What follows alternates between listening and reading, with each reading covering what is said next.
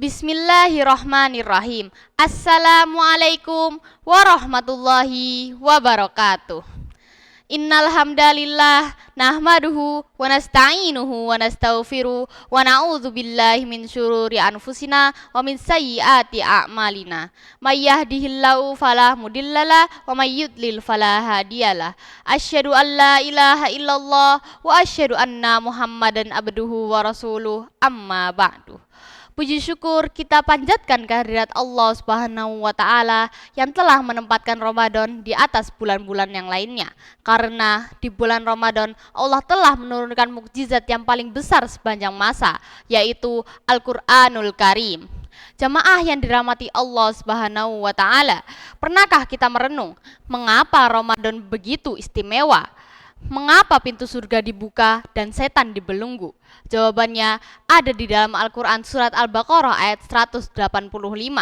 Bulan Ramadan adalah bulan yang di dalamnya diturunkan Al-Quran sebagai petunjuk bagi manusia dan penjelasan-penjelasan mengenai petunjuk itu serta pembeda antara hak dan yang batil.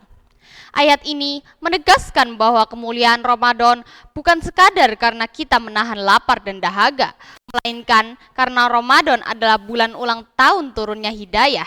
Tanpa Al-Quran, dunia ini hanyalah kegelapan yang tak berujung. Al-Quran turun untuk mengubah peradaban jahiliyah menjadi peradaban yang beradab dan bercahaya. Hadirin rahimakumullah, ada 3 makna besar mengapa kita harus mempererat interaksi dengan Al-Quran di bulan suci ini. Yang pertama, Ramadan adalah madrasah Al-Quran. Dahulu, malaikat Jibril alaihissalam mendatangi Rasulullah SAW setiap malam di bulan Ramadan untuk melakukan tadarus bersama. Jika Rasulullah yang sudah dijamin masuk surga saja masih mengulang bacaannya setiap malam, lantas bagaimana dengan kita yang masih penuh dengan dosa?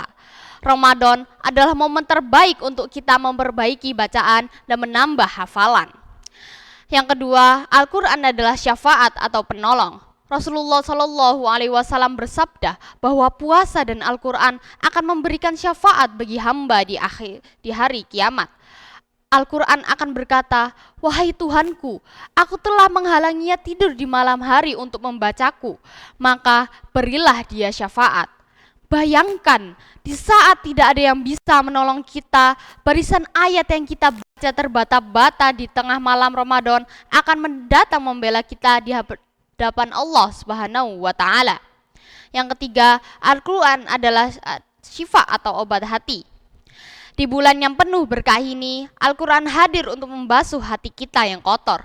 Jika fisik kita lapar karena puasa, jangan biarkan rohani kita juga kelaparan karena jauh dari Al-Quran. Membacanya mendatangkan ketenangan, memahaminya mendatangkan kecerdasan, dan mengamalkannya akan mendatangkan keberkahan. Hadirin yang berbahagia, agar kultum ini tidak sekadar menjadi wacana, mari kita coba terapkan 3 hal sederhana. Yang pertama, target tilawah atau reading. Pada bulan Ramadan, targetkanlah khatam Al-Quran walau hanya 1 kali. Yang kedua, target tadabur atau understanding. Luangkan 5-10 menit untuk membaca terjemahan atau tafsir Al-Quran. Yang ketiga, target pengamalan. Jika hari ini Anda membaca ayat tentang sedekah, maka langsungkanlah bersedekah walaupun hanya sedikit. Jamaah sekalian yang saya cintai karena Allah, sebagai penutup, mari kita jadikan Ramadan tahun ini berbeda dari tahun-tahun sebelumnya. Jangan biarkan Al-Quran di rumah kita hanya akan menjadi penghias rak yang berdebu. Jadikanlah ia imam dalam setiap langkah kita. Ingatlah bahwa derajat seseorang di surga nanti akan ditentukan oleh akhir ayat yang ia baca di dunia. Semoga Allah Subhanahu wa Ta'ala menggolongkan kita sebagai ahlul Quran, sekeluarga Allah di bumi yang senantiasa rindu akan kalamnya dan istiqomah mengamalkan isinya. Wabillahi taufiq wal hidayah, waridho wal inayah. Wassalamualaikum warahmatullahi wabarakatuh.